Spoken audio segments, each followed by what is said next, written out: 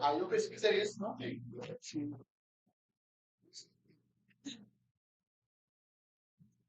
Boa tarde a todos que estão aqui presentes e aqueles que nos acompanham, poderão nos assistir online. Nós estamos aqui em mais um evento de conexão, né, dentro da nossa incubadora UEMA, aqui na agência Marandu, e nós temos, nesta ocasião, a participação do professor Carlos Riedel, que é professor pesquisador da UEMA, né, e é líder da empresa ITA, que se especializa em tecnologias para a agricultura. Então, hoje nós vamos ter o prazer, né, de conhecer um pouco mais sobre piscicultura sustentável no Maranhão, um pouco essa trajetória, né, de histórica até o presente e os desafios e as oportunidades que vêm pela frente. Então, muito obrigado, professor. Fique à vontade. Muito obrigado. Quero agradecer a presença de todos. Sei né, da dedicação de vocês e do esforço para vir aqui nesse momento. É, primeiro, eu queria comunicar que o Luiz, né, estava agendado para essa palestra, ele é membro da empresa e ele tem uma larga experiência também no interior, que ele trabalhou no interior verificando, né, as pisciculturas, e aí ele fez um procedimento cirúrgico, né, do dente, e inflamou e ele não tá inchado lá, não tá podendo falar e tá lá se curando. Então, estava agendada para ser os dois, justamente para conversar das demandas, né, e essa troca de parte de conhecimento do que ocorre na piscicultura no interior, e aí ele não vai estar aqui, mas acho que dá para a gente levar, né? Então, o objetivo, obviamente, a gente sabe, conexões, né? Então, eu pensei para essa palestra, para essa troca de ideias, no título, e pensei na seguinte maneira: eu vou ficar feliz em terminar essa palestra, todo mundo saber do potencial que tem o nosso estado. Porque muita gente fala, vira até bravata, o Maranhão tem um potencial, tem, assim como o Brasil tem potencial para várias coisas e também, como a gente vai ver, não é explorado, né? Então eu vou definir um pouco da história, da origem da piscicultura, para a gente ver em que passo da evolução da piscicultura a gente está inserido, e aí a gente vê como a gente pode fazer para crescer, né, de forma sustentável aqui no Maranhão a piscicultura. Então a gente vai ver um pouco da importância, trouxe alguns gráficos, né? E eu confesso, voltei um pouco no tempo para contar essa parte da história, mas eu vou procurar não me perder muito, porque às vezes eu volto e vai surgindo ideia e vou me perdendo, mas vamos lá. A água, né? Então, eu disse, né? Eu volto muito. É o berço da civilização, né? A gente sabe, toda cidade dos humanos, toda surgiu do lado das águas, né? Então, a primeira relação que a gente tem, quando a gente saiu de caçadores e coletores, que começou a se formar em cidades, foi perto de água. Então, água é a primeira das atividades que o ser humano teve, antes mesmo de plantar. Hoje em dia você vê, tem plantação? Tem. Tem cultivo de animais terrestres? Tem. Mas há um tempo atrás, a gente caçava os animais terrestres, né? O processo de domesticação dos animais veio muito tempo depois. E aí, com a domesticação, veio o quê? Veio a origem, né, das civilizações. Mas água o ser humano estava sempre perto, não tinha por onde escapar. Ah, mas veio da África, veio Rio Nilo, lá, né? Então, sempre perto. Adiantei o assunto, né? Vou falar e não falei a definição. Criação de peixes em ambiente controlado para consumo. Todos aqui já comeram peixes, provavelmente de ambiente criado. Peixes ornamentais, daí pouca gente conhece aqui no Maranhão, é pouquíssimo difundido, mas o mercado de peixe até por tempo, não preciso direito, era o primeiro ou o segundo maior hobby. Perdia para filateria. Aí não teve mais filateria, porque acabou o selo, veio o correio eletrônico, né? Não tem mais muita carta com selo. Aí ficava brigando com a filateria entre o maior hobby, né? E a galera cultiva muito peixe ornamental. Tem peixe ornamental que a unidade para mais de 50, 100 mil reais, tipos de carpas, né? De água doce. Então, e ornamental tem de água doce e água salgada. E ambos os tipos de peixe, de água doce e salgada, são cultivados também, né? Para pesquisa, também. E repovoamento. Como assim repovoamento? Guardem bem essa palavra aqui, da origem de piscicultura, repovoamento. Porque lá na frente, quando eu ainda falar um pouquinho mais à frente, do papel e da origem do início da piscicultura, aqui no Brasil, um dos papéis da piscicultura era para fazer repovoamento.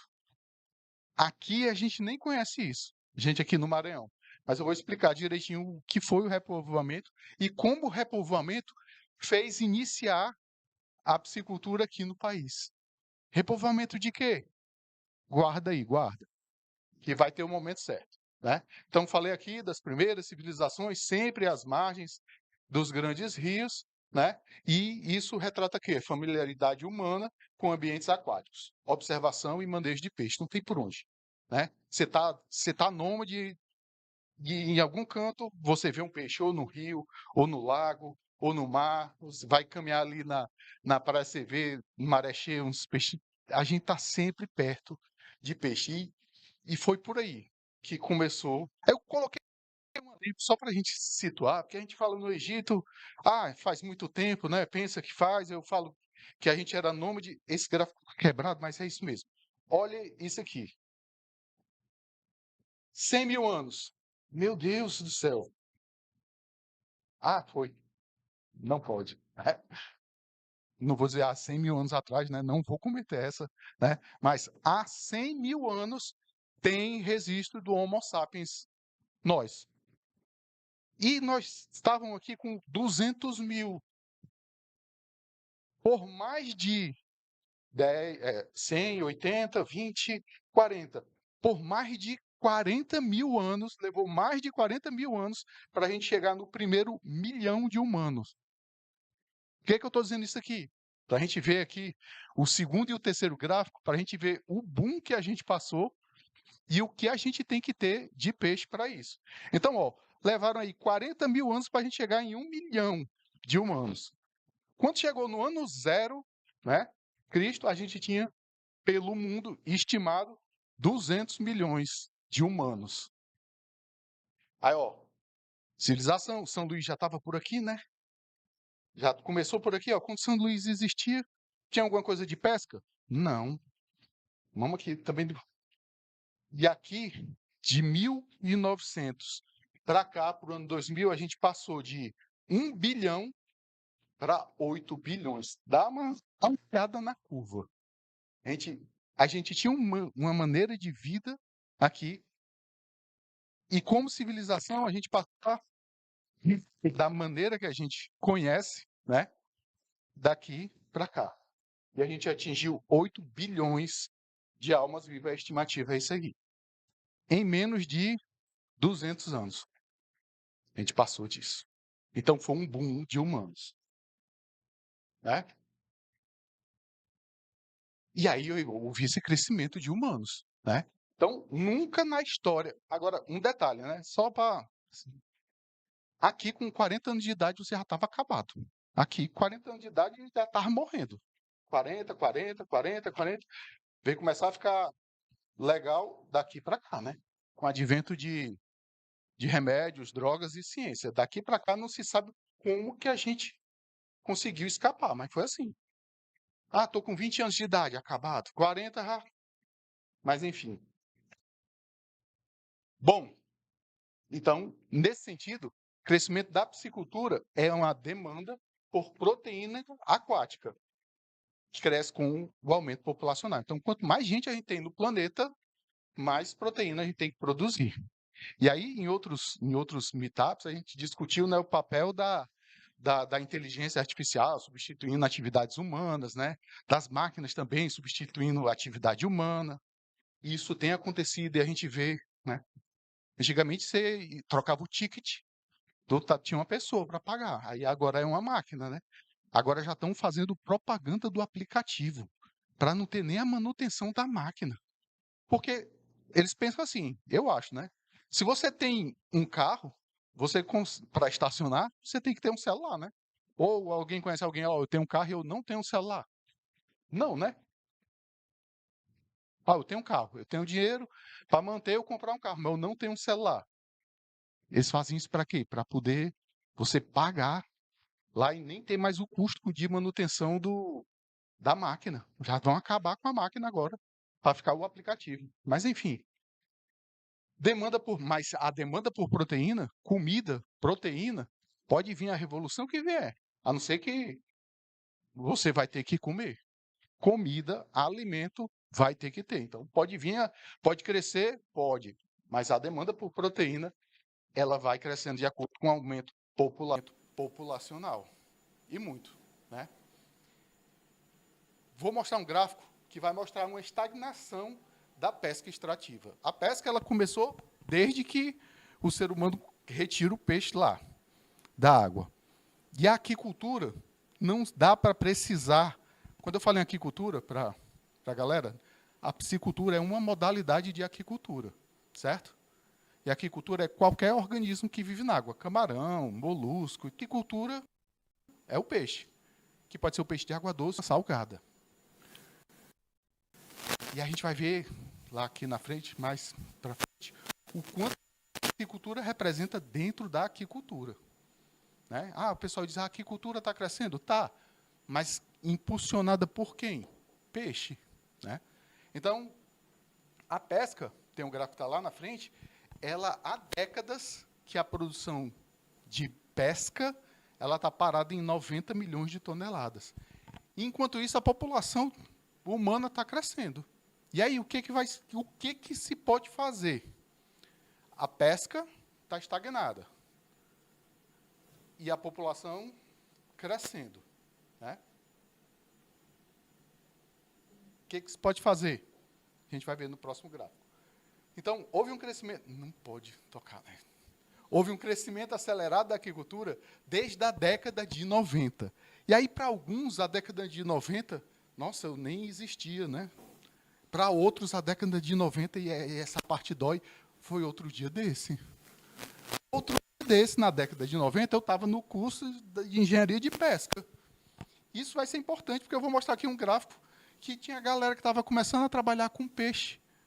Na década de 90, falando aqui de história, no início da década de 90, é que a piscicultura no Brasil, já adiantando, veio tomar, entre aspas, sei lá, o termo vou usar, vergonha na cara, veio se firmar como uma atividade lucrativa. Até antes da década de 90, muitos de nós existíamos, e a piscicultura, como é que era feita? Não era feita.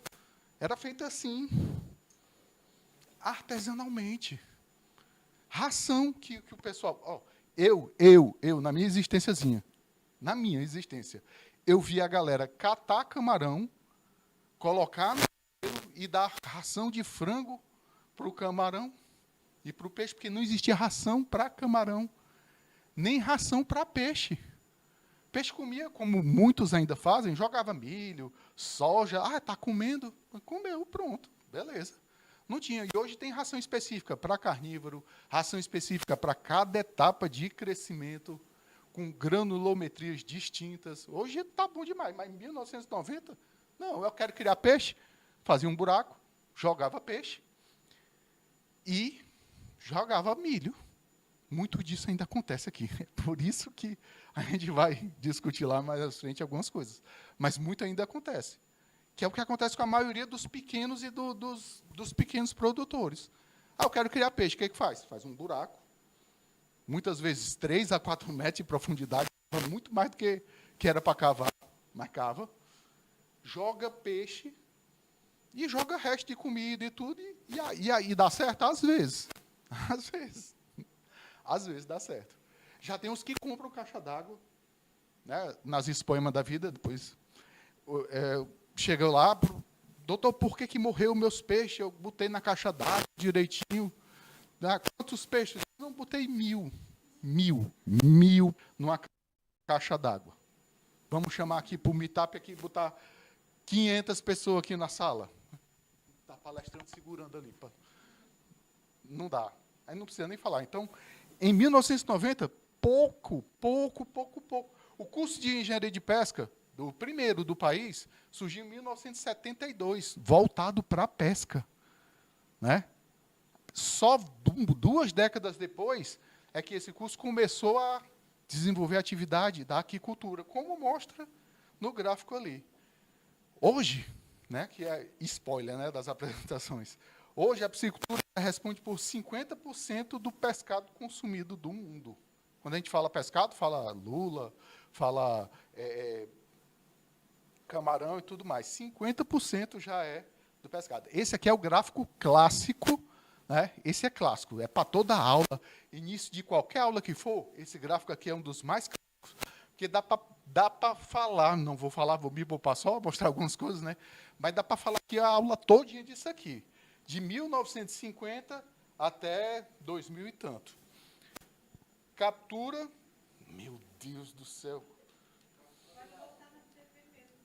Ah, não, mas aí eu fico aqui que eu... Tem laser aqui, tinha que ter, né? No meio? Aqui, jura? Ali! Não, mas está muito... Só que o laser na tela ele não pode falar. A tela brilha, rouba o brilho. Mas olha aqui, ó. Gente, vamos entender esse gráfico aqui e o que acontece na linha temporal. Lembra daquele anterior, 1990? Ó, as coisas começando a acontecer. Até 1970 e pouco, o que dominava? Captura de pescaria nas águas marinhas. Olha aqui, ó.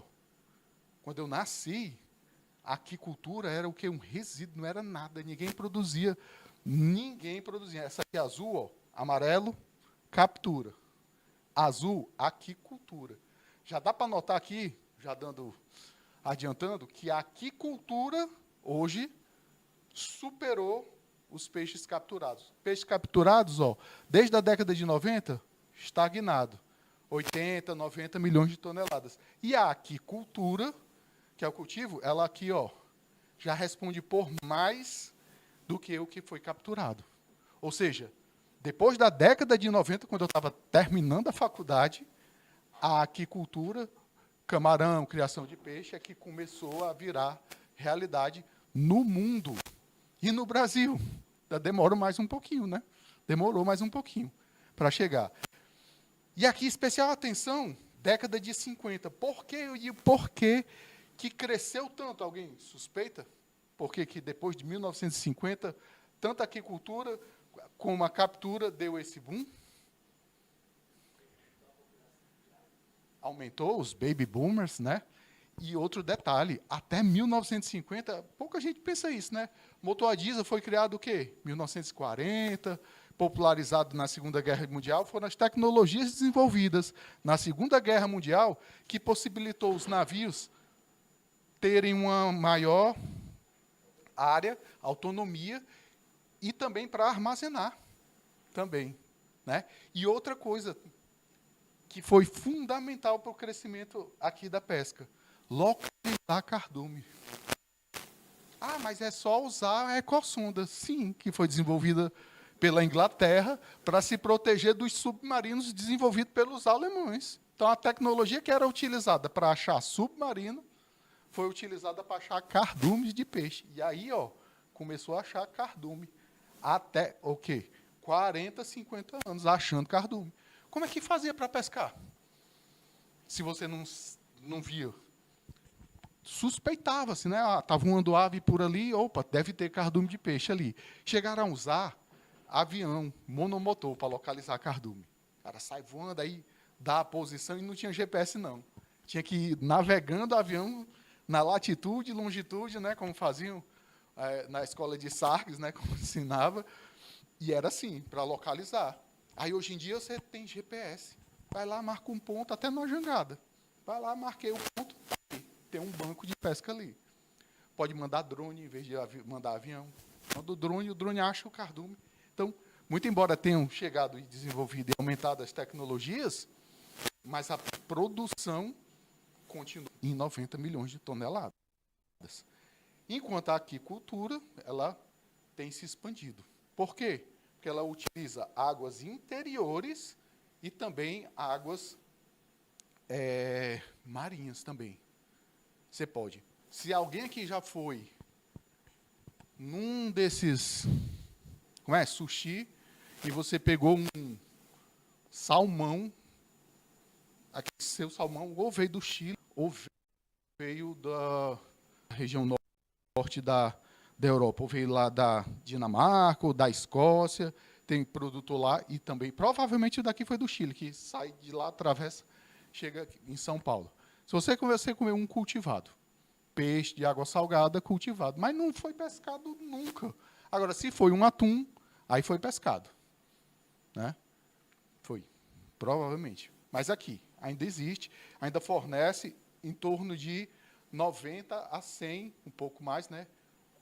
90 milhões de captura, e captura e aquicultura em torno aí de 150, 160 milhões de toneladas.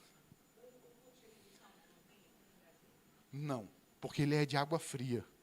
Aí a galera é no Chile. No Chile, o Chile, para você cultivar o salmão, você cultiva ele em gaiolas, na água salgada. Né? Aí, aqui tem muita região de mar aberto. Tem onda, e a onda dificulta, balança muito. E no Chile ele é recortado por várias, né, regiões, vários... Como é que se diz? Curvas, reentrâncias, né? Ilhas e tudo, e tem a água, fica ali parada, né? E é água fria. Né? Sim, sim. Sim, sim, sim.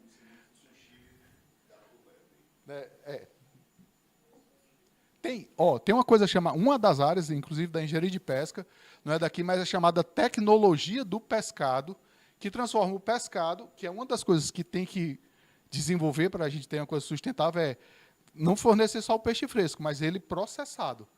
Só que a parte de processamento do pescado e beneficiamento chega aos extremos, né? E não estou falando que todo mundo faz isso, mesmo porque a gente não tem unidades de processamento do pescado ainda aqui no Maranhão. Não tem. Se o produtor quiser beneficiar e exportar o peixe, ele não tem um local para cortar o peixe, lavar, resfriar, produzir gelo. Não tem. Não tem. E por que no Ceará tem e aqui não tem? Outra história. Década de 70, enquanto aqui a gente estava pescando peixe com as embarcações como sempre foi, né, embarcações artesanais, o Ceará estava entrando na pesca industrial. Por quê? É interessante como evoluem as coisas, né? Por que na década de 70 a gente aqui estava na pesca artesanal e lá no Ceará estava lá porque estavam explorando lagosta lá. E aí exportando lagosta. Aí criou-se uma indústria de beneficiamento lá. E também uma indústria de estaleiros para fazer as embarcações lá. E enquanto aqui a gente estava pescando nos rios aí, porque o Estado é beneficiado demais com água, enquanto Acabou? Enquanto, por exemplo, no Ceará, os rios secam, não tem água, aqui tem sempre água. Então, a pesca aqui, ela ficou ainda Ainda até hoje, ela se mantém de maneira artesanal. Por quê? Porque tem água. Mas, aí vocês podem estranhar, mas falando de água, o Maranhão está no mapa, no Nordeste, eu acho que os caras, não, vamos colocar aqui no Nordeste, bota. Mas chove quanto aí? Não, chove, o regime é do Norte. Não, mas bota aí, está faltando um estado. Joga. Foi assim que colocaram para cá. Porque não tem clima de semiárido. Não seca, você tem rio perene. Sai daqui, tem uma ponte ali, outra que é uma ilha. Aí vai lá, rio com água. No Ceará, de onde eu vim, não tem não. Seca tudo. E foi por isso, né, que começou a piscicultura aqui. Já vou falar, no Maranhão. Então, peixes de água doce, da distribuição mundial de aquicultura, né, aquicultura não é peixes, né, aquicultura, peixes, crustáceos, da aquicultura, meu Deus do céu, vou ficar longe, da aquicultura, Peixes de água doce respondem por 62%. Vocês entenderam? Daqueles milhões de toneladas de origem da aquicultura, 62%, quase 63% daqueles milhões de toneladas são de peixe de água doce. Estão começando a sentir o porquê aqui da importância do Maranhão. Aqui tem água. Aqui tem água do lado, cai água do céu. E já vi produtor cavando viveiro. Eu digo, sim, o senhor não vai fazer o sistema de abastecimento, não? Não, já chove. Aí enche. Aí outro pior. Teve outro foi pior. Não, eu cavo água, mina. É só eu cavar que sobe a água. Rapaz. E no Ceará tiveram que levar água do São Francisco. Né? A água do Rio São Francisco, canal, né? Chega lá no sistema Pacotinho e Riachão para chegar em Fortaleza. A água que de lá é do Rio São Francisco. Porque não tinha. Seca os rios. Outro gráfico, também resumindo, de 1900 a 2025, mostrando a virada, né, o crescimento da população. O verde é a aquicultura. Olha isso aqui, ó, a partir da década de 60, o boom que deu. E a pesca, ó, a estabilidade. E aqui, ó, nesse ponto aqui, a aquicultura ela passa a produção da pesca. Retratado melhor nesse outro gráfico aqui. Então, ó, a pesca acabou, está tendo sobrepesca? Não, ela existe. Ela ainda produz mais de 100 milhões de toneladas, mas quem está crescendo no mundo é a aquicultura. E da aquicultura são os peixes. E desses peixes, os peixes de água doce. E aí não é coincidência, né? O Maranhão é o quê? Peixes de água doce. O Maranhão não tem muito esforço e já figura entre os maiores produtores de água doce do país. Sem esforço. Não estou dizendo que foi assim. Beleza, mas eu vou lhe dizer, daqui da história a gente vai ver se foi muito ou não. Como é que começou? Então, eu pedi para vocês, já esqueceram, né? Até eu esqueci qual era a palavra que eu tinha pedido para reservar. Qual foi a palavra que eu pedi? Hã? Repovoamento. Repovoamento, muito bem. Né? Eu disse para... Né? Então, na década de 30, Rodolph von Herrig foi contratado, ele era da região do Sul, foi contratado e ele desenvolvia técnicas de reprodução artificial no Nordeste. Como é que era o Brasil da década de 30? Não lembro muito bem, porque não existia lá, mas tinha uma coisa lá, interessante. Né? Não lembro muito, aí estava exagerando. Né? Chegar em 100 desse jeito era legal. Na década de 30, o Nordeste, aí tem romances, né, essa de Queiroz, que retratam a seca no Ceará. Por isso que eu digo que aqui é diferente. Ceará, Piauí, Pernambuco, Paraíba, Aracaju e parte da Bahia sofrem, né, antes da transposição do São Francisco, sofrem com um fenômeno que aqui o Maranhão nunca teve, que é a seca. Para de chover. Tem nesse romance de essa de Queiroz que as crianças teve uma seca que durou 5 anos, sem ter nuvem de chuva. Aí diz que quando começou a chover, 5 anos depois, os meninos que nasceram, menino com 5 anos de idade, quem teve aí seu filho sabe que já sai, que já faz. Né? Era menino correndo com medo, entrando para casa quando deu o trovão, que caiu água do céu. Diz que foi uma coisa no Nordeste. Para acabar com essa seca, ou diminuir esse fenômeno natural, o que a galera fazia? E foi aí que começou a história da piscicultura aqui. O que o pessoal fazia? Existia um órgão que aqui ninguém conhece. Todo mundo conhece o DENIT? Conheço, sim. É o que faz o quê? O Departamento Nacional de não sei o quê de Estradas, né? DENOX, quem conhece? Tu és suspeito. Não pode. DENOX, ninguém conhece. Por quê? Porque é o Departamento Nacional de Obras contra as Secas. O DENOX nunca atuou aqui. Por quê? Porque não tem seca. Mas no resto dos estados do Nordeste, ele atuava. E aí é que começou a construção e o uso do termo errado que até hoje usam aqui.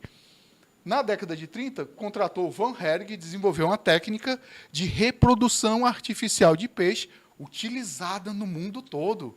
Pois é, Von Herrig é o Santos Dumont dos peixes. Ele fez uma invenção que usam no mundo todo, que é uma técnica, depois eu descrevo para vocês, mas de reprodução induzida de peixes. E por que contrataram esse cara para levar ele para o Nordeste? Primeiro, para identificar os peixes do Nordeste na década de 30. Identificar os peixes, ele veio com uma comissão para identificar os peixes, e o Denox não fazia os açudes para matar a sede do povo? Construiu os açudes. Quando a gente fala em açude, não é esses açudes pequenos que a gente vê aqui, não. São açudes de perder de vista. São açudes grandes. Castanhão, Pereira de Miranda, Cedro, açudes grandes, lagos artificiais, que, para o resto do Nordeste, matava a sede do povo. Aí, o que fazia? Aí, qual foi a ideia? E muito bem feita. Vamos construir os açudes para que, quando chover, tenha água, mas aí a gente precisa colocar alguma coisa nessa água.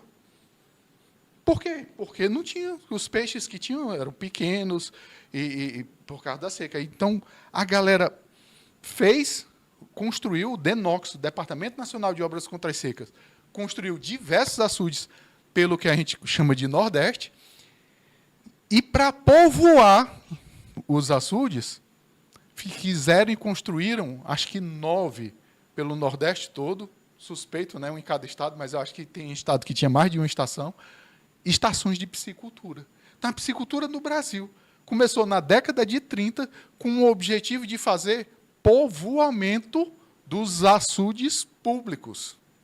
Só que assim, você imagina, vai fazer um açude no interior. O cara está construindo, aí leva o quê? Gente, máquina, pessoas, aquela cidade ela vai ter um desenvolvimento. Na periferia das cidades, vai aparecer um ou outro que vai ver aquilo ali, ele não consegue construir um açude daquele tamanho, que ele não tem as máquinas, mas ele faz um pequenininho na casa dele, né? E ele pode pegar um peixe de origem dos peixamentos, das estações públicas de piscicultura que foram desenvolvidas, para colocar no açude dele. Começou assim a piscicultura. E por que em 1930, 1940, 50, 60, o auge, 1970, mas nessa mesma, de jogar nos açudes? E por que ela não começou aqui no Maranhão? Porque já tinha rio, já tinha lago e já tinha peixe.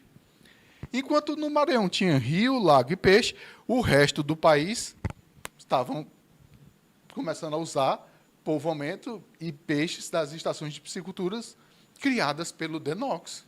É um dos motivos que aqui ficou atrasado, né? Então está aqui, ó, o DENOX, açudes para abastecimento e piscicultura, e as estações para a produção dos alevinos. Alevino é um dos problemas, né? Que eu digo assim, um dos problemas para a piscicultura. Você quer criar, você tem que comprar alevino. E é uma das coisas que pode ter soluções no futuro, né? Você quer criar, você tem uma área pequena, precisa de poucos alevinos, mas não tem quem te venda poucos, em pouca quantidade. Galera que vende 1 milheiro, 2 ou mais. E se eu quiser menos de 1.000 peixes para criar no açude?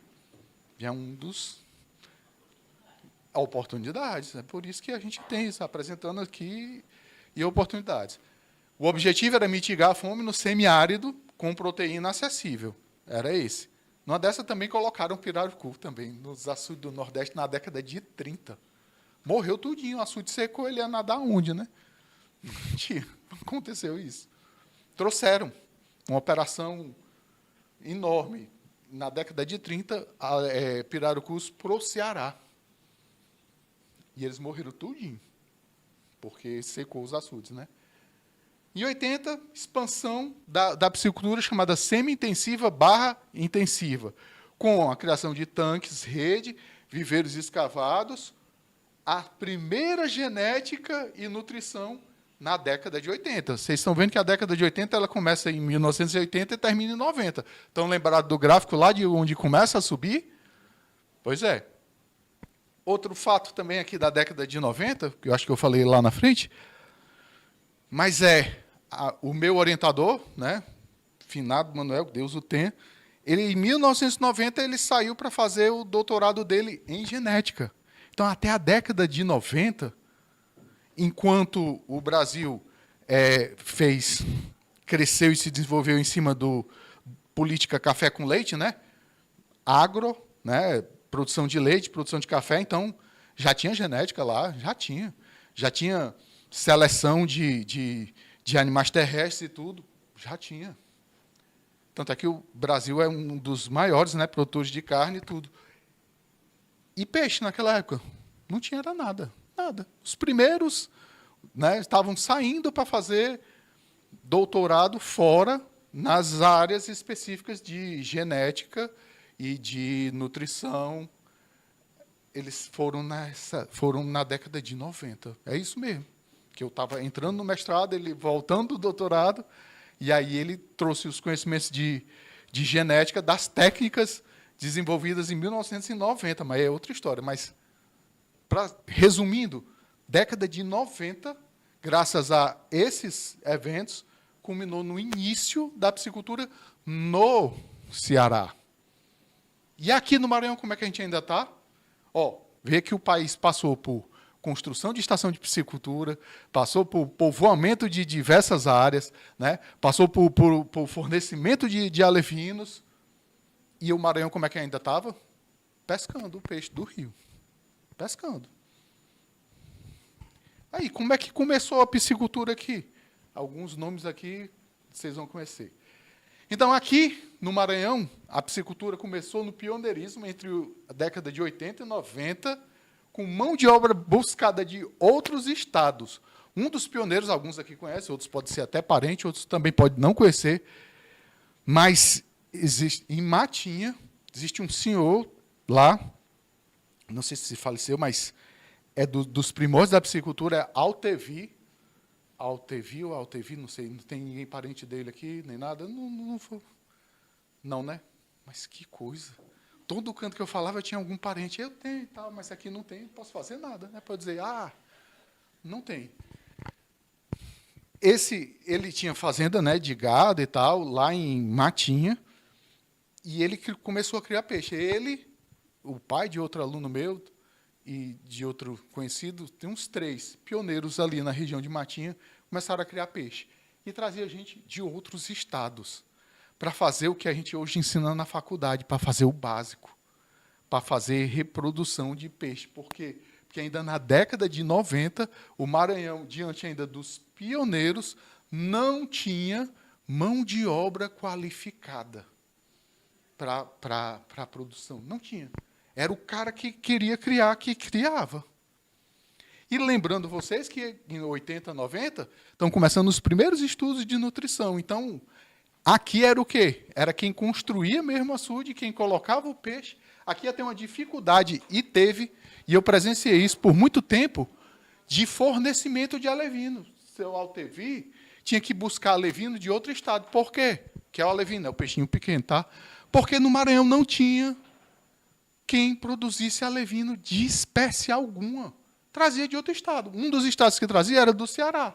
E que legal, da estação de piscicultura construída pelo Denox nas décadas passadas. Trazia de lá. Eu vi muita gente trazer alevino de lá para vender aqui e vender no Pará, de tilápia. Porque a tilápia foi introduzida na década de 80. Conheci, inclusive, quem introduziu. Então, a gente estava nessa. Mão de obra buscada de outros estados. Inclusive, eu cuidava do laboratório de genética do Denox, né? Trabalhei um tempo lá. E o meu amigo trabalhava na produção de peixe, né? Eu ficava no laboratório de genética, ele de peixe. E o ATV mandava buscar ele, mandava passagem de avião. E aí ele chegava lá, aqui no aeroporto, e ele mandava o ATV buscar no helicóptero dele. Eu tinha inveja só da parte do helicóptero, né?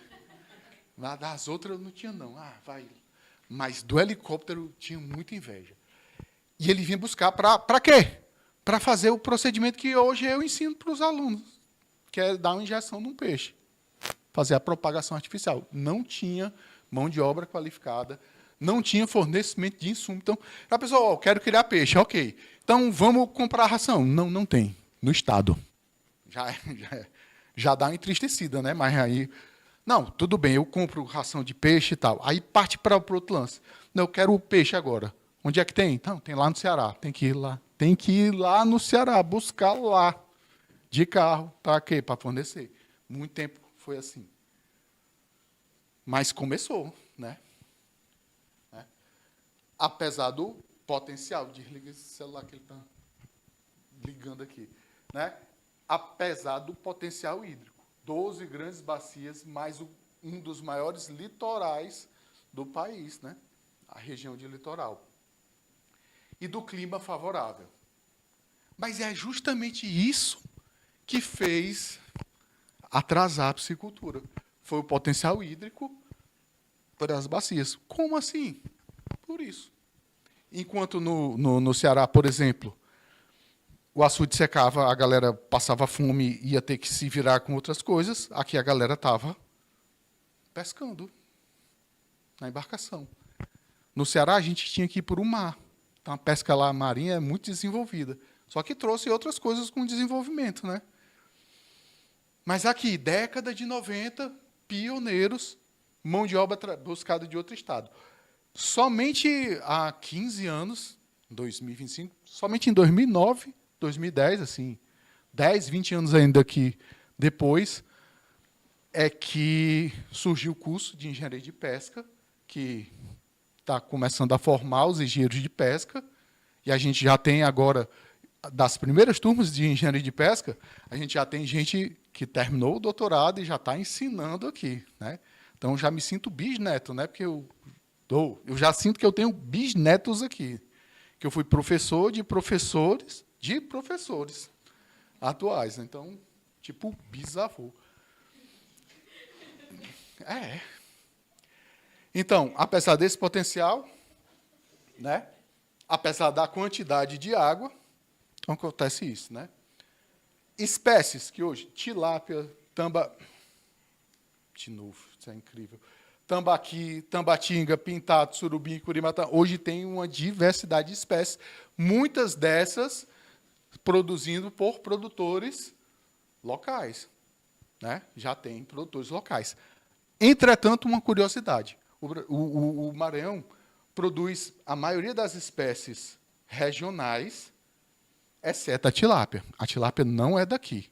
A tilápia entrou no Brasil na década de 80, mas os produtores, já visitei muitos, eles não gostam, entre aspas, de tilápia.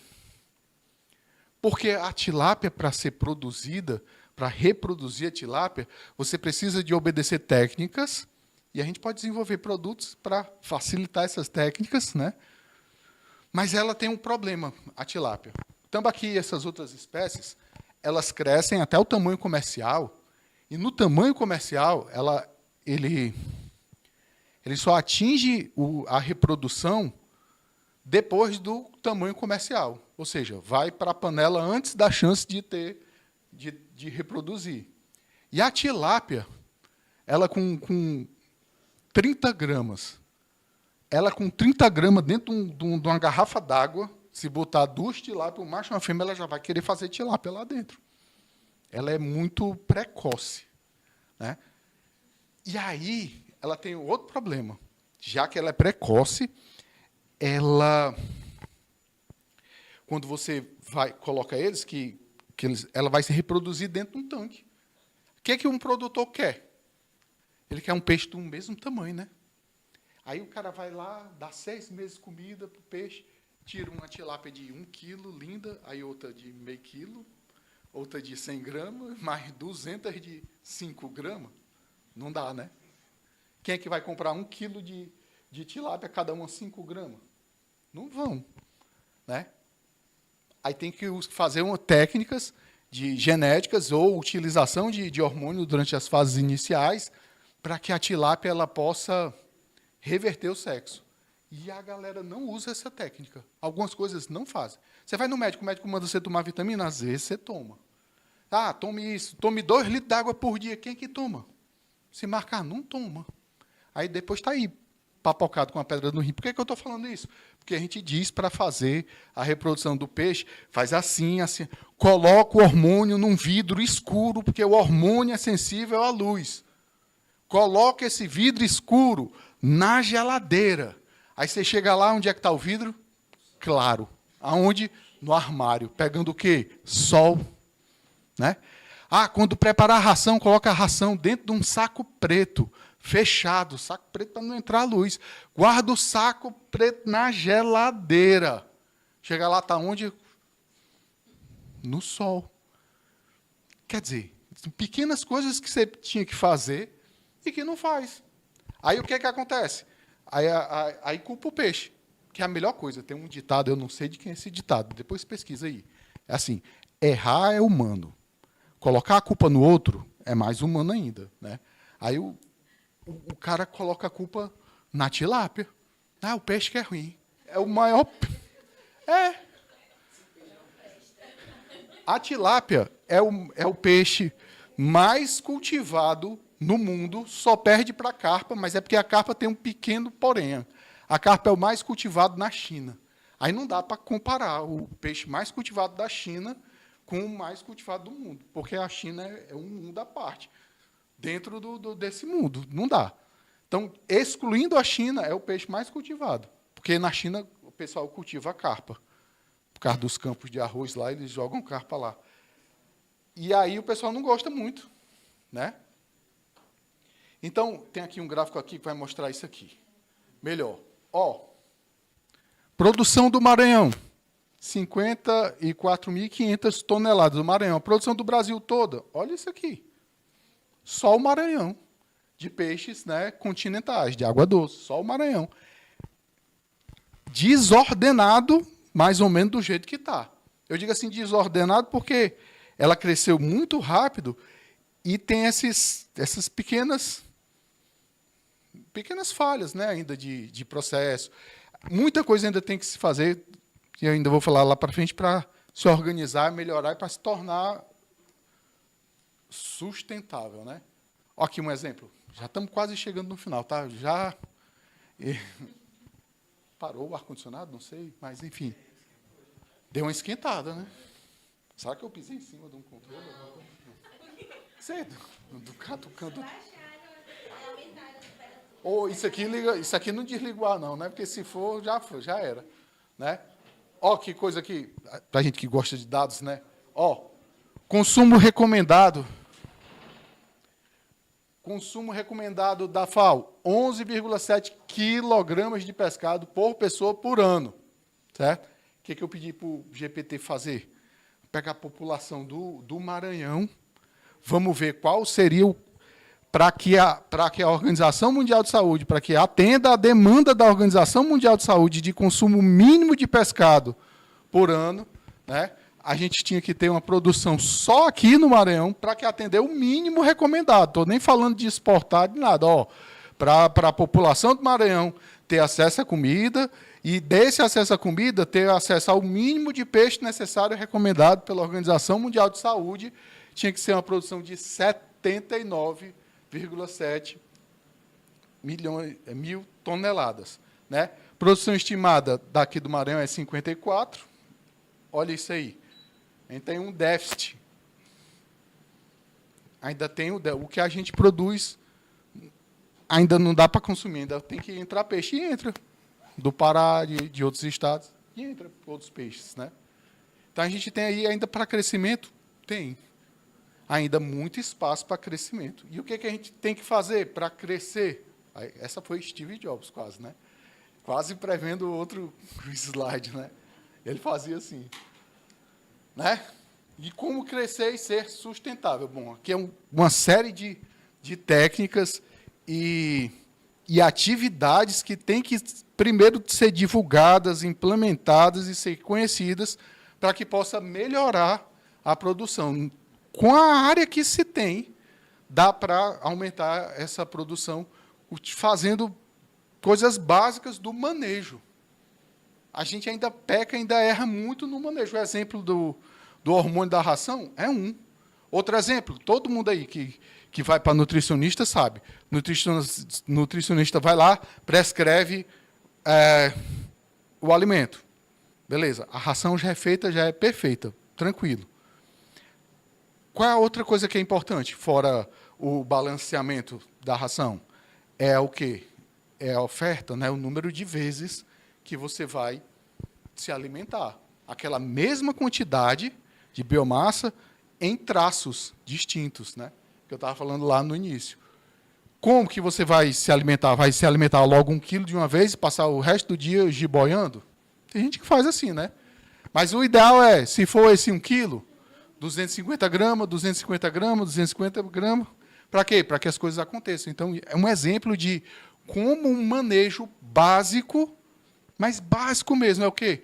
Ofertar o alimento na hora recomendada. Isso é sério e ninguém cumpre. Né? Várias outras coisas, né? De qualidade da água, enfim. Então, ó, a intensificação do monitoramento, qualidade da água, você acompanhar, você saber o que está acontecendo na água. Peixe vive na água, você tem que saber da qualidade da água, porque mata, e fácil. Não, mas não é só oxigênio, não. Se fosse só oxigênio, temperatura, pH, todos são variáveis ambientais, e essas variáveis influenciam, e muito. Por exemplo, a amônia, você tem um certo nível de amônia. Se ela tiver num pH mais elevado, ela vai ser mais letal ainda. Então, eu tenho que saber a amônia, tem que saber o pH. Oxigênio, não adianta nada. Você, até uma das outras máquinas que eu estava pensando em fazer, você faz o transporte de peixe. Quando a água está a 29 graus, a 30, numa caixa d'água, você pega o peixe, bota numa caixa d'água, joga oxigênio lá, é o transporte de peixe. Só que se tiver uma temperatura elevada, o oxigênio não vai se dissolver naquela água. O que você tem que fazer? Resfriar aquela água. Se aquela água ficar a 24 graus, resfriada, por algum sistema de resfriamento, você consegue transportar e ter sobrevivência de todos os peixes, diminuindo o estresse, aumentando a qualidade do alevino. Só nisso, porque você bota numa caixa d'água, bota no caminhão, bota debaixo do Equador, num sol desse, chega a 30 graus. Fácil. Quase, né? Cozido, né? Trabalhar também com a parte de bioflocos, né, que é melhorar a qualidade da água utilizando bactérias. Né? Treinamento, a pessoal precisa ter treinamento, precisa. Nisso, o Sebrae, qual é o Senai, qual é o que o Diego está, o nosso Senar, tem feito isso. Tem contratado muitos recém-formados, inclusive, para dar treinamento, porque no interior, inclusive, Diego está fazendo, qual é o nomezinho do levantamento, da entrevista com... Tem um nomezinho que vocês colocam. Do levantamento das dores dos produtores. Não, nome. Mas deixa, estão filmando aí. Ele está vendo as dores lá de todo mundo. Ciente dos problemas e tudo. Está lá, de fazenda em fazenda, vendo isso aí. Vai voltar dia 25, mas ele está lá, vendo dos problemas, né? Então, está conhecendo. Então, ó, núcleos em açudes, desenvolver kits de baixo custo para detecção de água. Então, um dos problemas é a qualidade da água. Como que o pessoal faz? Vai comprar um equipamento de 100 mil reais para medir a qualidade da água? Não, tem que ensinar para ele. Vai nessa parte de treinamento e tudo. E a gente também pode pensar em desenvolver kits também para facilitar aquilo ali. Tipo, coloca 2 gotinhas aqui, isso aqui, se ficar nessa cor, uma cartila, para que ele tenha um melhor acompanhamento, né? Mercado, estudo de mercado, rastreabilidade através de DNA. Isso aqui é muito importante. Mini plantas, né, com CIF, né, nós não temos. As plantas de comercialização no Ceará, a gente teve na década de 70 a expansão dos pescados. Então, a gente tem plantas de comercialização. Tudo que é produzido de peixe, a gente tem como processar. Aqui ainda não tem. Ouvi falar que estão inaugurando um ali, tudo. Ou seja, os produtores podem produzir o peixe que for. Como é que é comercializado? in natura. Todos aqueles do Mateus, tudo in natura. Mas podia dar uma oportunidade de beneficiar, de filetar. Tem professor no curso de engenharia de pesca que faz isso. Mas podia. Uma das soluções, beneficiamento. Para pensar em exportação. Só que a gente ainda não pode nem pensar muito em exportação, ainda que a gente ainda tem que fornecer peixe para a gente mesmo. Nem autossuficiente é. Né? Insumos de alevinos, produção de alevino. Ninguém ainda produz alevino de tilápia aqui. Os alevinos de tilápia vêm do Ceará. Vêm da fazenda, bom lá, ainda vem de lá. Que é, inclusive, um engenheiro de pesca que distribui eles aqui. Ele tem um esquema de distribuição. Caminhão, carro, aí um caminhão para, vai, outro pega e leva e capilariza e entrega. Aqui não tem.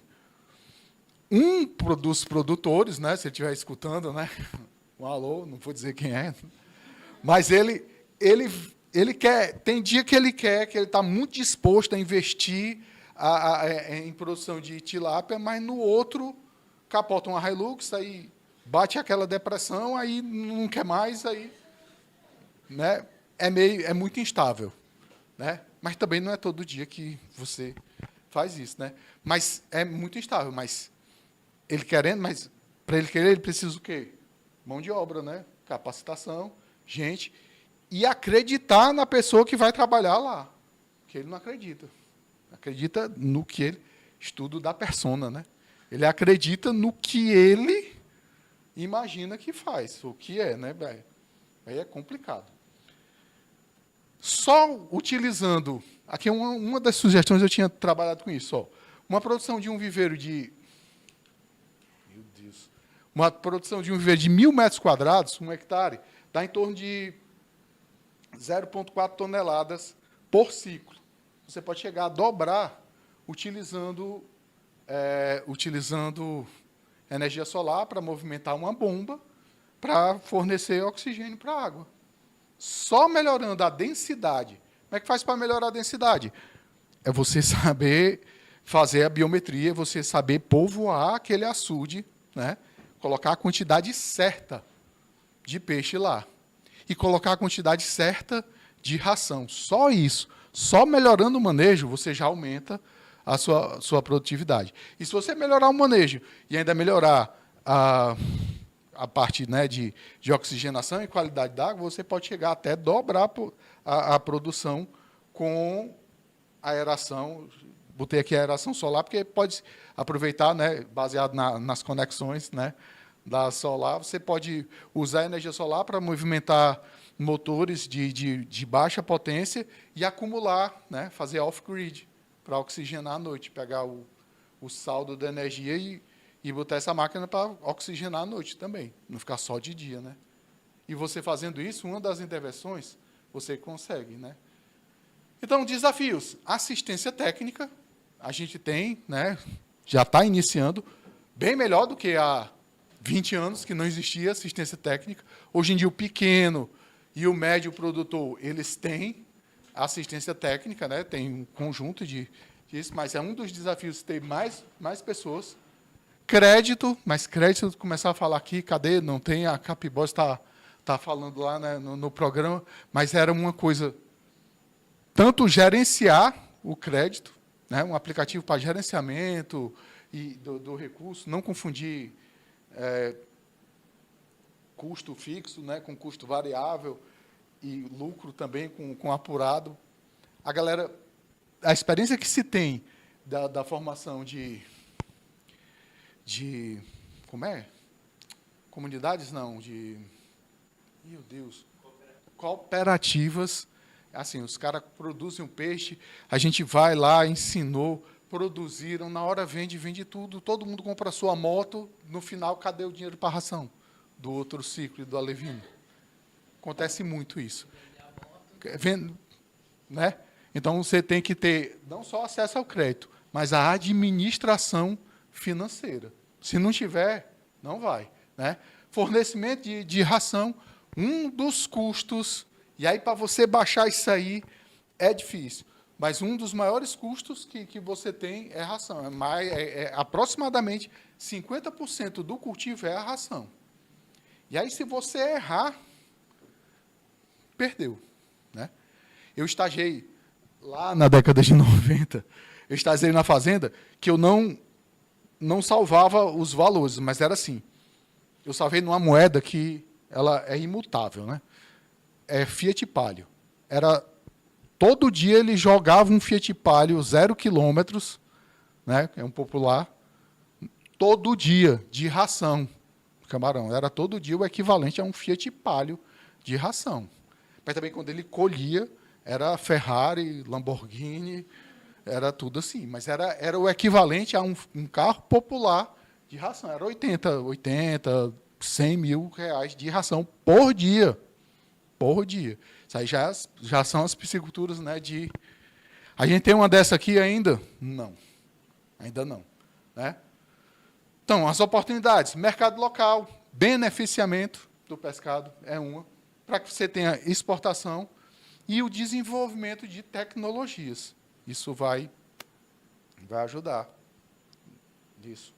Ações transversais, educação ambiental, cooperativismo, e aí tem que ser muito bem estruturado, a galera da extensão fazer um trabalho de educação e administração financeira, senão não vai dar certo, né? Junto da extensão rural, ensinando como fazer. Né? Conclusão, ainda bem, né? Conclusão já, calma aí, né? Então, unir recursos hídricos do Maranhão à inovação técnica e à gestão participativa. Vou dar aqui alguns exemplos, você tem algumas imagens rapidinho, a gente vai entender bem melhor isso aqui. Fechar o déficit, né? Pelo menos vamos ser autossuficiente em peixe, né? Para depois pensar em exportação. E mesmo assim, a gente é tão pobre, tão pobre, tão pobre, tão pobre. E agora a gente não é a gente Maranhão, não, é a gente Brasil. A gente Brasil. Pesquise aí. Quando eu fiz a minha, só para ter ideia da pobreza, né?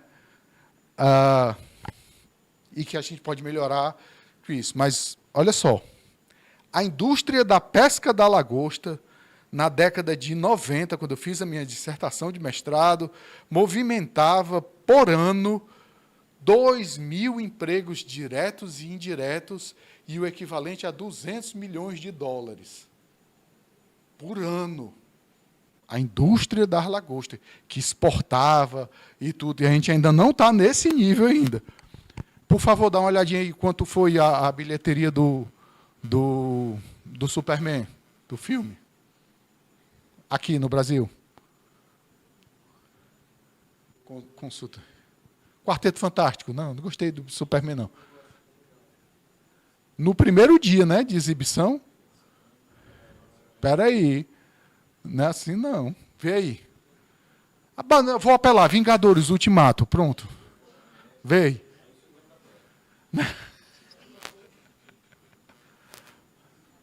aí. Aí. Rápido, rapaz. Está me deixando constrangido. Cuida. 223 milhões. Tornando-se o maior na bilheteria do país, com 12,4 milhões de espectadores. Bilheteria de estreia, um dia, né? 200 milhões. Pronto, né? E aqui, uma indústria toda de pesca, processamento, preparo e exportação de material, né? Uma meta realista era aumentar a produção em 5 a 7 anos, né, com inclusão social e sustentabilidade. Mas, claro, tinha que ter políticas públicas para isso. Aqui, um sistema aqui só para finalizar, né? E também coloquei esses para, se não tivesse dado tempo de falar, a gente conseguir enrolar por aqui, por um caminho. Mas aqui, ó, indústria, aqui é recirculação. Olha aí, o galpão, tudo criado. Olha aqui que condição de piscicultura legal. Outra modalidade, ó, como são cultivados os salmões. Ó, vê. Eu não sei se aqui é necessariamente o Chile. Uma água salgada. Né? Piscicultura também, né? Então, aqui são gaiolas, né? Você pode também colocar gaiolas em água doce, em grandes reservatórios, né? Aqui, estrutura de apoio, que para ir sentindo o drama, que eu vou comparar, vou botar imagens das daqui também, né? Aqui, equipamentos, né? Ó, vê lá o galpãozinho, o cara desenvolveu um alimentadorzinho, ó, automático, soldado aqui no cano e tal. Quebra o galho, fornece, dá de boa. Dá para a gente fazer mais barato com nossa tecnologia? Dá. Dá, claro que dá. Né? Enquanto isso, como é que a gente faz aqui? Desses, né? Ó, para cá, né? E aqui, para cá. Está raçoando. O peixe está comendo? Tá. Está condicionado? Tá. Ele foi, ó, levou a quantidadezinha aqui? Levou. Se ele está fornecendo a quantidade que ele merece aí, só o técnico que disse, né? Você tem que calcular pela biomassa, você tem que fazer uma biometria, saber qual o tamanho que está o peixe, qual o peso, mas ele está alimentando. Ele tem que fazer isso 4 vezes por dia. Ele está fazendo de manhã. Ele vai fazer as outras 3? Tomara. Tomara. Espera-se que sim. Mas dá para o cara desenvolver para uma quantidadezinha dessa. Não estou falando de ter que fazer uma máquina feita aquela outra, colocar 60, 100 quilos no saco. Não, uma maquinazinha, tamanho dessa cadeira, que coloque aquela quantidade para que ele possa trocar o cartucho e renovar uma vez por dia. Né? Não vou fazer uma máquina para alimentar sozinho todo dia, não. Mas uma vez por dia, de manhã, ele vai lá, troca lá, coloca, substitui, e a máquina vai fornecer a ração. E ainda eu posso usar, né, visão óptica para ver se eles estão se alimentando, né, utilizar pequenos sensores, placas, para detectar se tem esse movimento ou não. É mais ou menos essa pegada. Melhorar a produção, dividindo a ração, dá para fazer isso? Dá demais. Dá demais. Aqui a cara de uma piscicultura, a que eu chamo organizada. Isso aqui, que o pessoal chama de açude, a gente chama de viveiro. A confusão começou lá, por causa do Denox, em 1930. Os caras estavam construindo açude. Aí a galera viu o quê? Ah, é um açude, aí chamou. Eu vou fazer também um açude. Aí isso aqui, que é um viveiro, chamam de açude. Mas eu insisto, é um viveiro escavado. Olha, isso aqui são aeradores. Agora, cada viveiro desse aqui deve ter uns 5.000 metros quadrados aqui, no mínimo. 5.000 e tal. Estrutura, dique, viveiro. Dá para a gente chegar nesse nível? Dá. Mas qual é o nível que a gente está? Na maioria. Tem alguns assim? Tem. Só que esses aqui selecionaram um terreno plano, construíram todos regulares. Aqui você, às vezes, faz aproveitando o terreno, fazendo por decantação, não faz a parede certinha, não compacta, às vezes chove, arromba a parede. São vários aspectos técnicos que não obedecem. É daqui, ó, a parede aqui, do daqui, já aproveitando. Olha ele fazendo a coleta aí. Entendeu? Já mais ou menos. Olha a presença de macrófita. Essa água aí. Um detalhe também. Ó, como a técnica, como o manejo é importante. Os caras estão passando a rede aí. Nesse deu, porque provavelmente tem menos de 1,5 metro. Aí dá para você passar com a rede. E os outros produtores que cavam um buraco de 4, 5 metros, como é que ele vai passar uma rede para pegar o peixe? Que rede é essa que vai pegar? A 4 metros de profundidade o peixe? Quem é que puxa? Não. Né? Então, a gente tem que primeiro trabalhar É um trabalho a longo prazo, porque é de restauração. Né? Você vai ter que construir uma coisa. É mais fácil construir certo do início do que reparar uma coisa. E tem uns que dizem, não, mas é porque vai secar a água, e aí vai secando. Ele cava um buraco de 5, 6 metros, vai secando, entendeu? Teve um que tinha um viveiro, um açude, comprou 2.000 pirarucu, estou lá para crescer, 10 metros de profundidade. Ele, como é que o senhor tira? Não, eu pego no anzol. Eu digo, ok, pegar no anzol para comer, beleza. Não, mas eu queria fazer reprodução deles. Eu digo, vai pegar já assim, no anzol? Como é que vai transformar um peixe desse? Lesionado desse jeito para um reprodutor, né? Aí vai, na tarrafa, né? Ó, um viveiro, se você pode fazer, ó, aqui o abastecimento. Esse aqui está até bonzinho, porque tem um cano aqui para cair água, né? Agora a água vai cair aqui, vai erodir ali a parede. Para secar, tem a parte de drenagem? Não. A maioria não tem.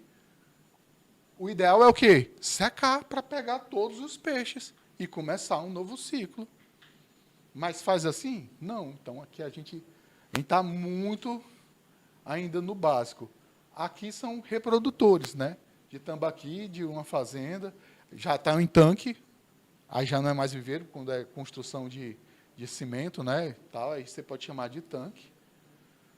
Olha esse outro aí. Basicamente é o que acontece. Mas ajudar esse pessoal a aumentar, o desafio é esse, aumentar a produtividade, adequando as boas práticas de manejo, um dos primeiros passos, né, para se atingir a produção, boas práticas de manejo, né? O desafio é esse, a gente está nisso. São vários. Muita gente faz isso, cava desse, aqui a cara. Tem os piores também, ele pediu para botar essa, né? Tá aí. São fotos o Luiz poderia falar melhor, né? Porque foi ele que fez essa foto. Né? Esse aqui. Esse aí jogou mesmo, né? Mas foi o da sucata. Então, ele já encontrou muito viveiro assim. E o pior é que o técnico do Senar tem que prestar, né? Ele tem que prestar assistência e tem que fazer esse cara que cuida desse açude aqui aumentar a produtividade dele. Desse jeito aí. Né? Aí é barra mesmo. Com aqui tudo adaptado aí, tudo na coisa. E ainda assim, ainda tem água, ainda assim tem peixe, né? Mas muitas coisas. Aí faltou o obrigado, né? Literatura. Mas, então, é esse o desafio, né? O que eu vejo. A primeira coisa que tem que fazer é conhecer, e a gente está em etapa de conhecer a realidade do Maranhão. Tem muita água, tem muita terra e muita gente interessada, mas tem que fazer isso tudo se encontrar, né? E muita oportunidade. Oportunidade para produção de alevinos. Agora é que estão começando a produzir. Melhoramento genético. Existe? Não. Você desenvolver variedades melhor, mais produtivas, adaptadas, não tem nada de melhoramento genético ainda. Quase no país não tem, por causa das políticas do país. O Denox, exemplo.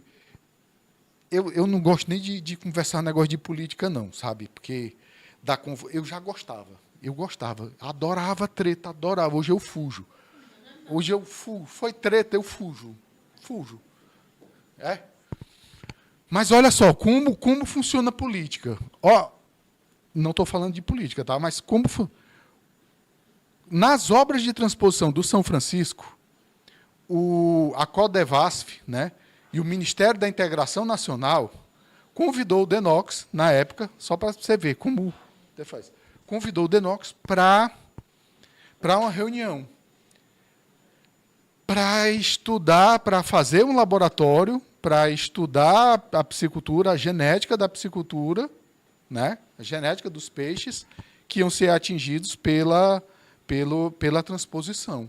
O Denox, na época, eu trabalhava no laboratório de genética molecular. O que eu precisava para fazer a genética dos peixes? Reagente. Só reagente. E eu já tinha um laboratório pronto, do Denox.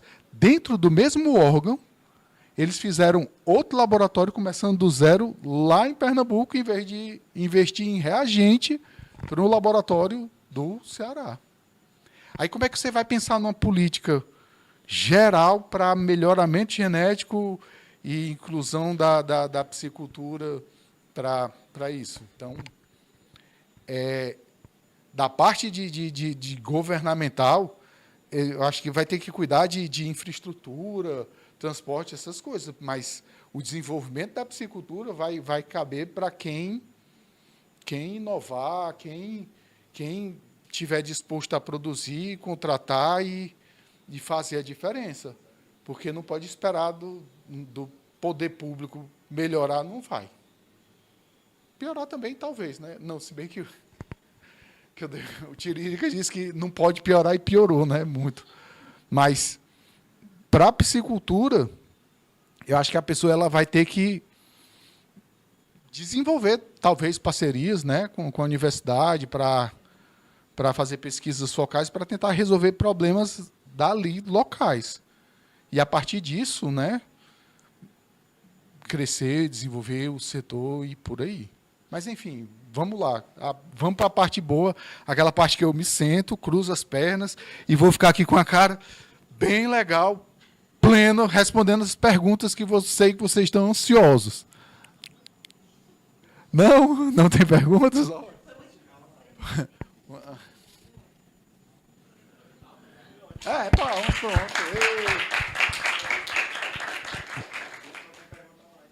Pode.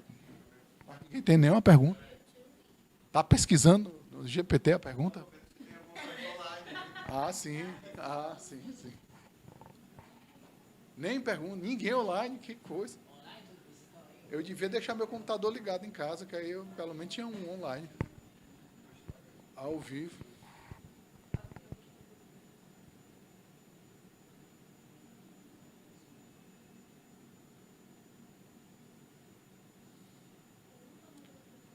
Porque eu não falei de fraude do pescado. Foi? Tá bom. Sim. Professor, só uma dúvida bem simples, porque eu não sei se o senhor falou e eu não prestei atenção, mas o que o senhor falou em expandir o projeto, certo?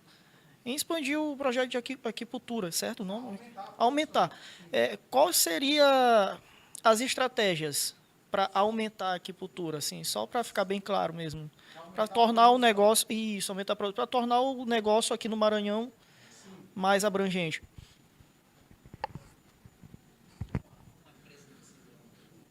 Como nós podemos contribuir com isso, né? De nós, da empresa? Tá. Então, primeiro, eu vou primeiro a dele, que está mais fresquinha, a dele eu já esqueci, mas ele repete já, né? A primeira é aquela, deixa eu ver, de entrave. Tem a ver com questões econômicas, né? A ração é muito cara com relação ao custo. É um dos maiores custos, né? Como eu disse, 50% do custo é a ração. Eu participo do grupo, né, de piscicultura do Maranhão, que é um grupo que reúne todos os produtores, né? E lá dá para capturar algumas das demandas deles, né? Então, existem ainda problemas que, como poderão ser resolvidos, vamos tentar pensar aqui, né? Porque para isso que serve.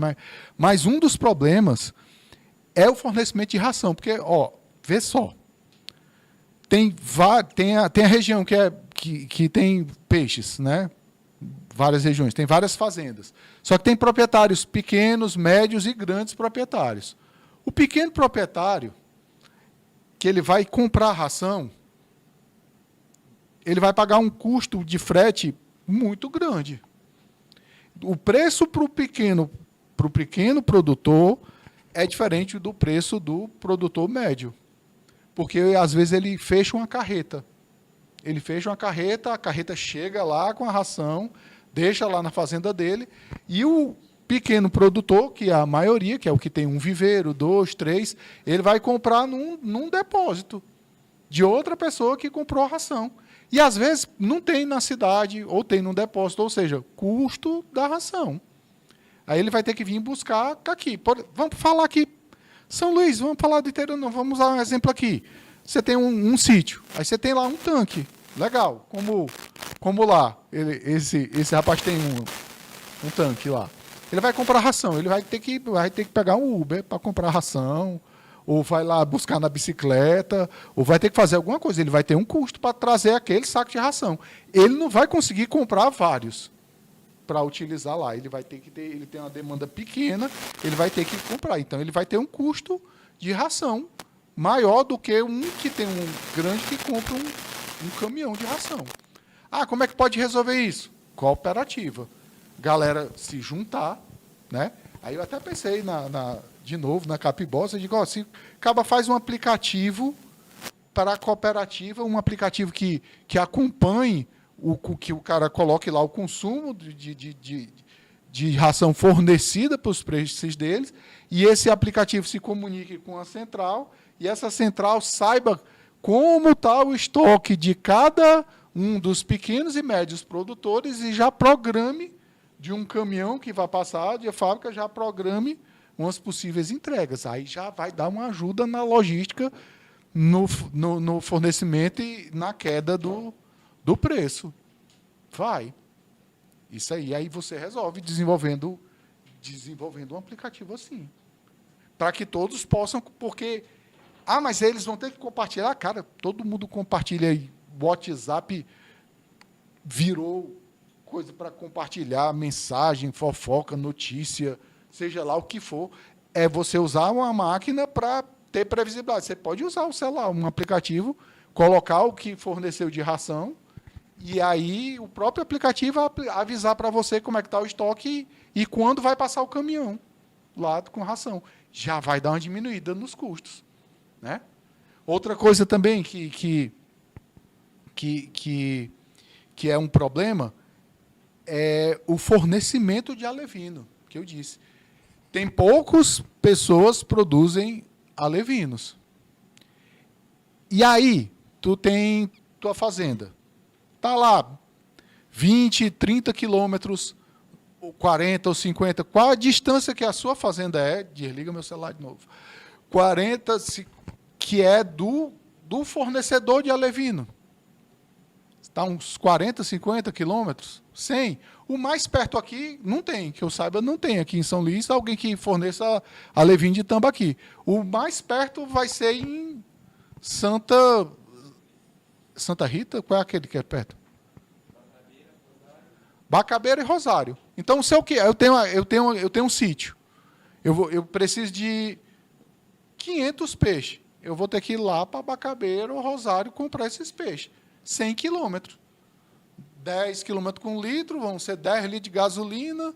10 litros de gasolina são R$60 de gasolina para eu comprar meus alevinos. E aí, ó, que coisa louca, R$60. Um milheiro de tilápia está R$300. Você vai pagar 60 só para ir buscar elas 5 vezes, né? E trazer, né?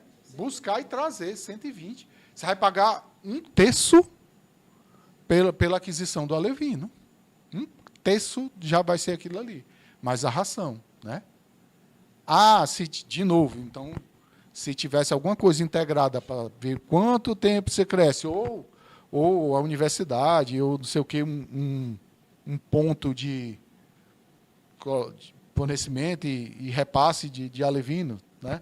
Tipo, aqui na UEMA, colocar um viveiro lá, colocar os peixinhos, e a galera ir para a UEMA, comprar uma quantidade menor, aí já ficava legal, né?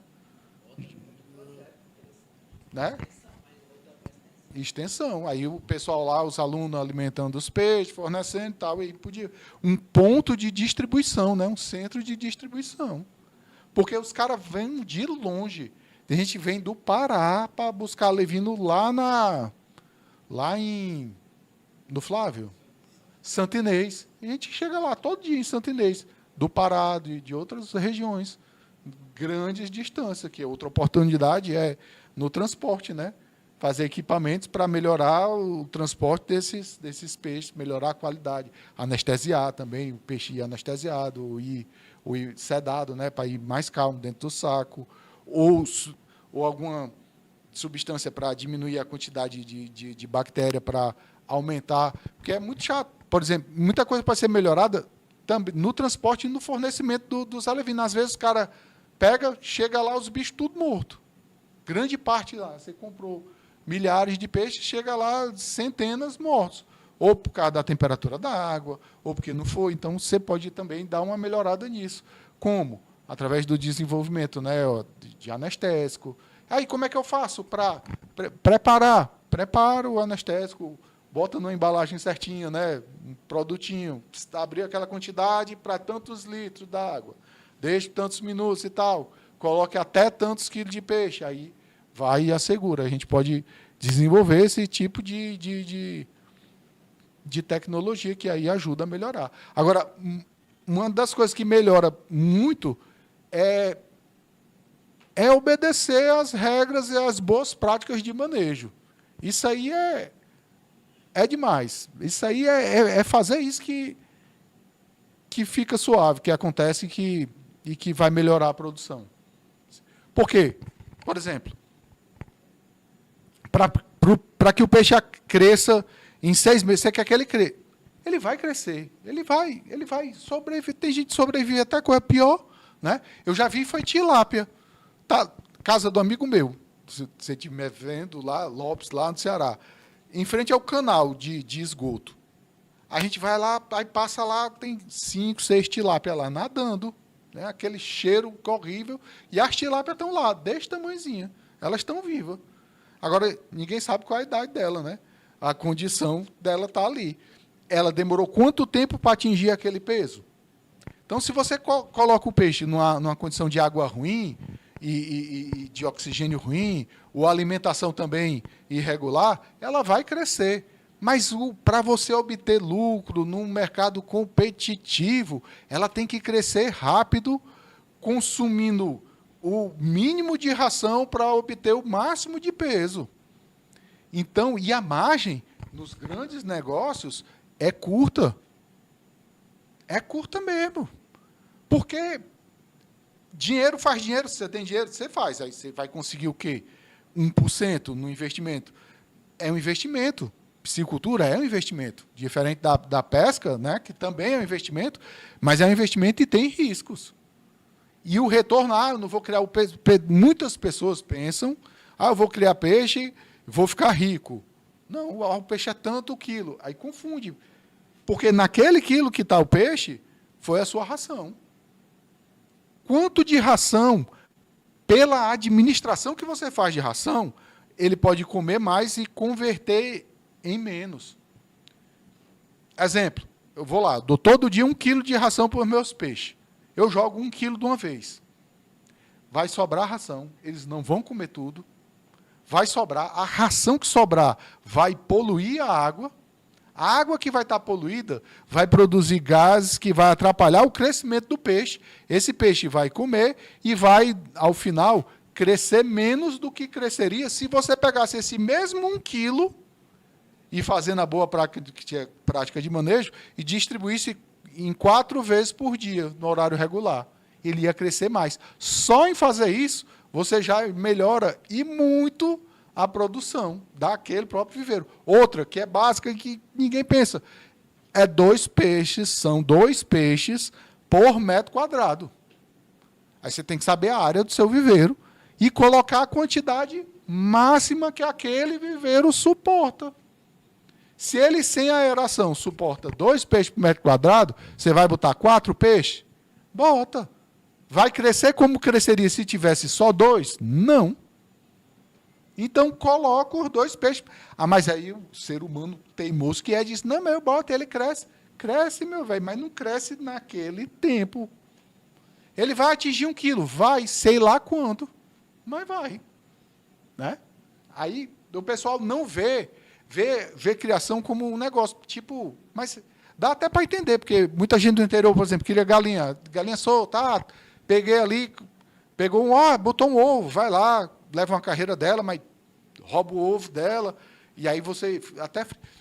Mas como é que chega tonelada de ovo aqui? É dessas do quintalzinho pequeno? Não.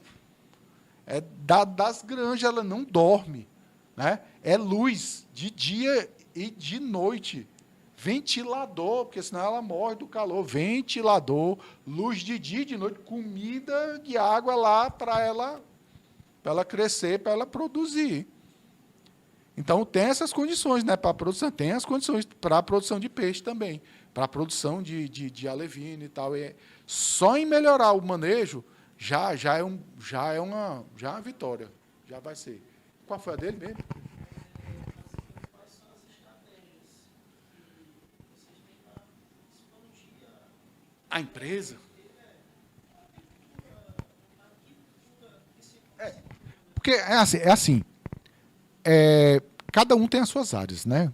O pessoal tem pessoal da agronomia vai para a agronomia, pessoal da tecnologia vai para a tecnologia, computação vai para a computação, genética vai para a genética, o pessoal da biologia é muito bom em genética e tal, mas o pessoal da biologia não conhece os problemas da engenharia de pesca, não conhece os problemas do produtor.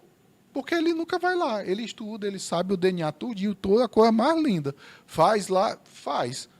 Mas ele não sabe quais são aqueles problemas. E nós, né, a gente tem a experiência na engenharia de pesca, a gente tem a experiência na produção e a gente tem, eu não vou dizer experiência, porque é muito ousada essa palavra, né, mas a gente está buscando utilizar das tecnologias de elaboração de software, de embarcar circuitos para resolver problemas locais da aquicultura, pensando justamente nessas estratégias, entendeu? De cada técnica da piscicultura pode gerar uma solução da eletrônica. Então, eu estou começando a aprender a eletrônica para começar a desenvolver circuitos para resolver os problemas da...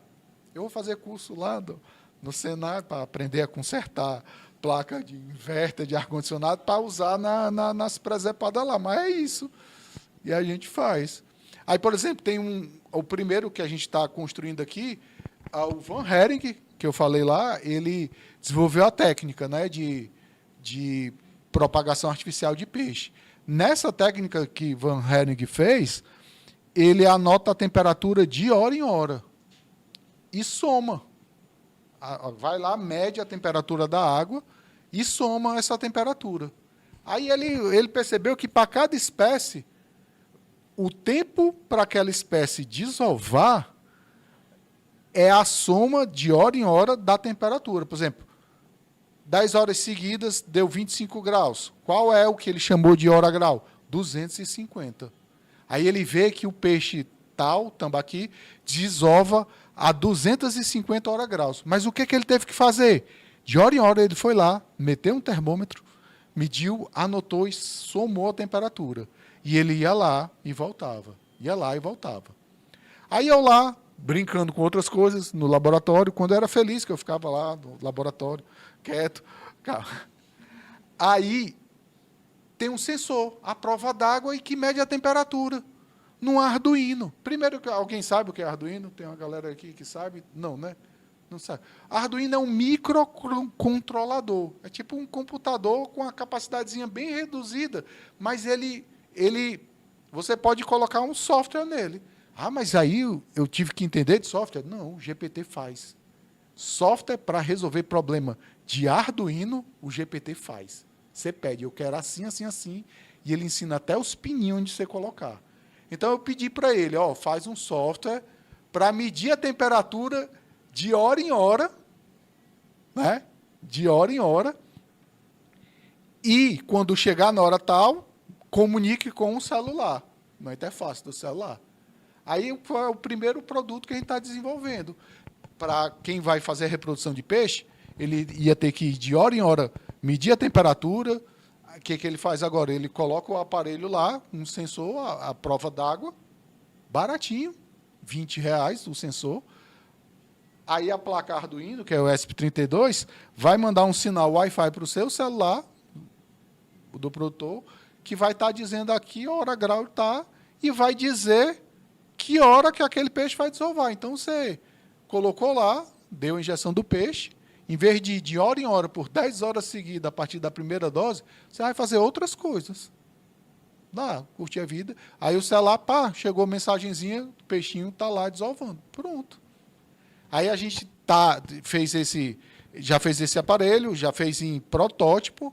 Aí os passos agora é validar o protótipo e mandar embarcar o circuito, colocar isso para não ficar a placa Arduino feia. Alguém já viu um protótipo? Não, né? É a coisa mais feia do mundo. É uma placa desse tamanho, uns fios assim saindo e você ligando na placa. Aí você manda embarcar, é uma placa de circuito única. aí imprimo ela na impressora 3D, você faz aí o produto bonitinho, arruma uma caixa, manda imprimir numa laser e tal, aí você vai ter um produto, vai ser o primeiro que a gente vai fazer. Mas tem várias outras soluções, né? Dá para fazer, a gente está fazendo um, ainda não coloquei esse, mas também vou pedir a patente. Quando você faz, de novo, a reprodução de peixe, você usa o sêmen de macho e o óvulo da fêmea. O sêmen, você pode congelar. A tecnologia de congelamento de sêmen, a galera tem aqui, por causa de gado, a galera tem há décadas. Tem canal, você vai na Expoema, tem canal do boi. Vendem ampola de... Eu vi lá na Expoema, do ano passado, vendendo lá sêmen do cavalo campeão, não sei o quê, R$5.000, uma ampola lá de cavalo. Para perceber o nível que está aqui. Dá para fazer com peixe? Dá. Quando é que a gente começou? Ontem. Antes de ontem. Agora é que chegou um microscópio capaz de ver sêmen, tudo. E congelar? Vocês podem congelar? Pode. Tem professores lá, a gente também desenvolvendo tecnologias para fazer o congelamento, para impulsionar o melhoramento genético dos peixes. Porque outra coisa também que o produtor faz, e de novo naquela retórica de colocar a culpa nos outros é melhor ainda, né? Vê um peixe com defeito, é genética, entendeu? A vitaminose não existe. Eu me lembro do livro de programa de saúde, quem leu? A vitaminose de vitamina D, quem nunca viu? Não, é só... Nunca viu, não. Meu Deus. Tinha no livrinho um pintinho, um bichinho todo guinza assim, a vitaminose, má formação no osso. Aí ele, assim, né? Aí, e tem peixe? Tem. Peixe nasce, não dão comida, não dão ração, não dá nada, o bicho cresce torto. Aí a galera diz que é o quê? Genética. Culpa a genética. Aí o cara compra, o peixe é um animal pecilotérmico, a temperatura do corpo dele oscila igual a da água, entendeu? Aí o peixe vem de um transporte a 30 graus, quase morrendo, porque não tem oxigênio dissolvido, de novo, as boas práticas de manejo, né? Aí o cara vai, solta no açude dele de manhã a 26 graus. 4, 5 graus, dá choque térmico. Aí morre o peixe. Ih, meus peixes morreram. Genética, os peixes do caba não prestam, não. Botar a culpa no outro é melhor ainda, né? E os peixes cheios de parasita e tal, Deus me livre de dizer o nome, né? Mas, enfim, aí, isso, bota a culpa na genética.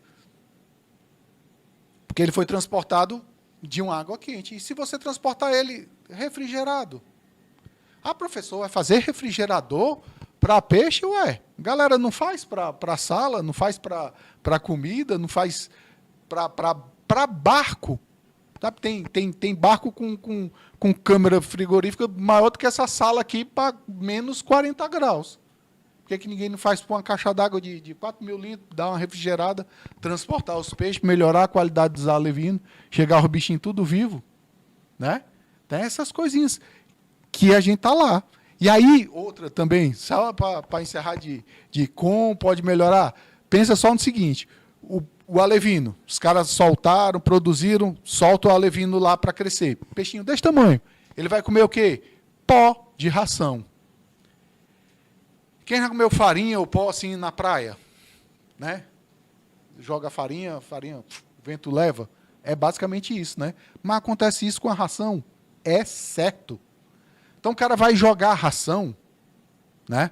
O cara vai jogar a ração, ele pega, bota num copo, joga assim, pode olhar, mas pode olhar. Dá até vontade de levar uma câmera, né, da slow motion, vou até levar, anote a ideia, né? O cara vai arraçoar, ele joga a ração, fica lá, o vento leva, aí vai aquela pluma de ração, dispersa. Rapaz, preste só atenção no seguinte, não sou eu que disse isso não, foi o Discovery Channel. Vem poeira do Saara para o Amazonas, pelo vento. Chega aqui e forma o sedimento aqui. Lá da África vem para cá, poeira de lá.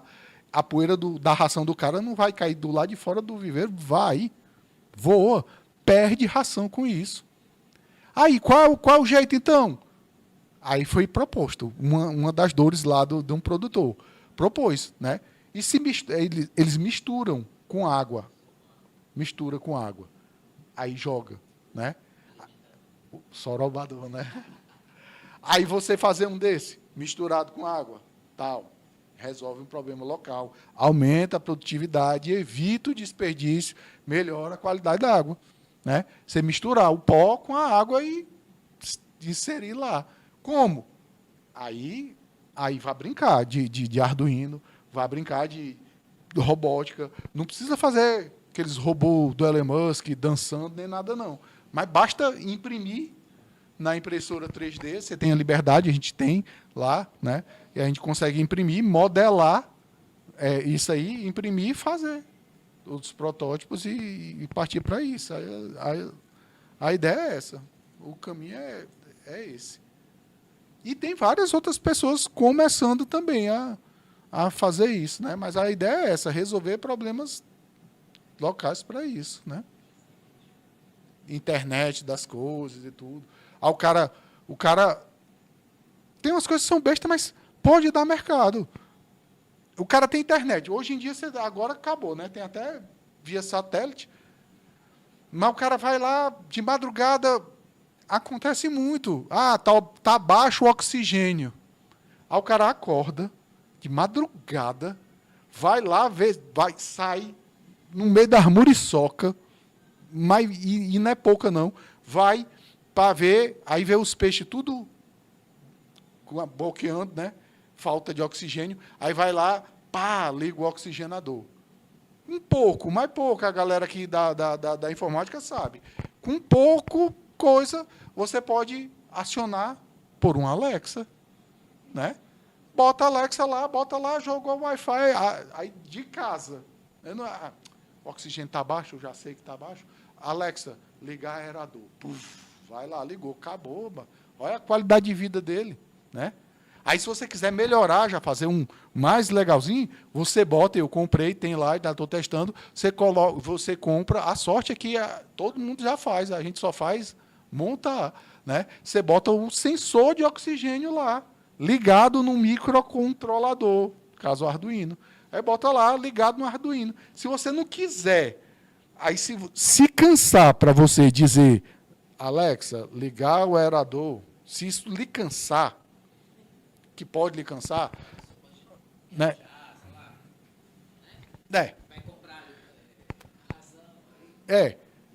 Aí você coloca o sensor no Arduino, faz a programaçãozinha para que, quando atinja um determinado nível de oxigênio, 2, ele pegue e acione. Opa, oxigênio 2, liga o aerador. Pronto.